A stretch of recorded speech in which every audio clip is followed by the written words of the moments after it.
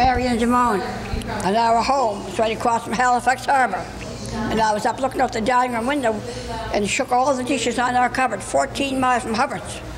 And I seen all the smoke go up, and I said to my brother, Roby was sitting there reading the morning paper, I said, my gosh, Roby, Halifax blowed up. That's the first thing I said. He said, Marion dear, don't be so foolish. Yes, I said, Marion dear might be foolish, but I said, before the day is over, you're going to hear something about Halifax. And Mr. Ambrose Verge, stop your laughing, I won't tell you. Mr. Ambrose Verge, our next door neighbor, Mom's name is Sarah, they always called her Sally. We always had nicknames. They used to call me Mary instead of Marion. And she said, that's just what my daughter said, and her brother said she was foolish. He said she was far from foolish. She was right. And I came in here and I was 15 years old, and I bought the explosion for $1.50. The piece that was, and I wrote that up for 37 people, and not one of them could learn it. I said, don't bother me, for God's sake, let me alone, don't bother me anymore.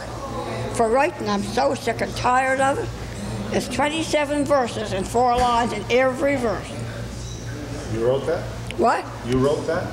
Do I what? You wrote the poem? Yeah, I wrote it off for everybody, everyone.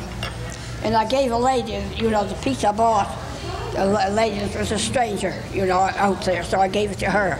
So I said, I won't have to copy it off for you after it was all finished. I gave it to her. You don't have it anymore, right? You don't have the poem anymore? Oh, well, I wrote it off. Do you remember it? What?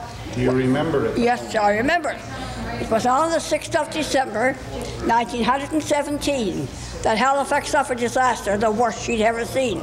The morning was bright with sunshine. It was a typical winter day, and none had a thought of danger as they wandered their busy way. The children had gone to their lessons. Their mothers were busy at home, while fathers worked on the factory, little dreaming they'd soon be alone. There comes creeping up the harbour a ship loaded down to the rail with the most horrible destined cargo that was ever allowed to sail.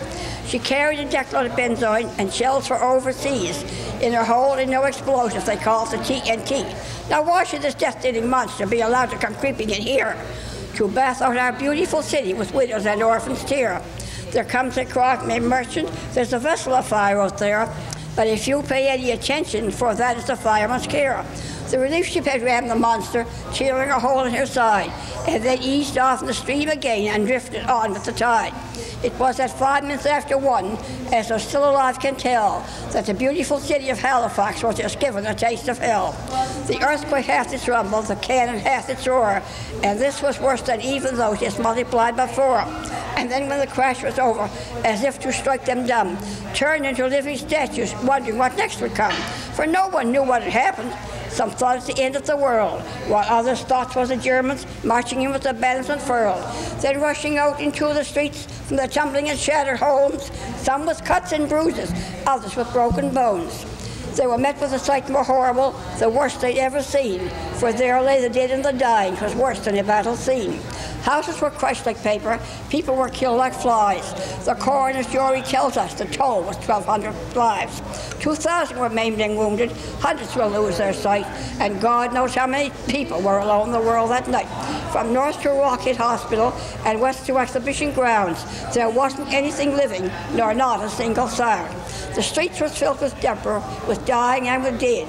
There lies a little baby's head, and there an old man's head. They're out upon the commons that cold December morn, tender, innocent little souls into the world were born. Women hugged their children, their hearts were filled with fear, while husbands lay beneath their homes, the one they loved so dear. Old time went on apace, till night was drawing nigh, and many's a poor soul's roof that night was just a bright blue sky.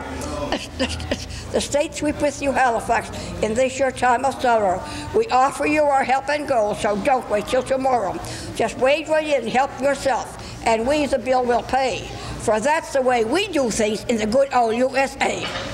That was some fun, eh? Yeah, it was good.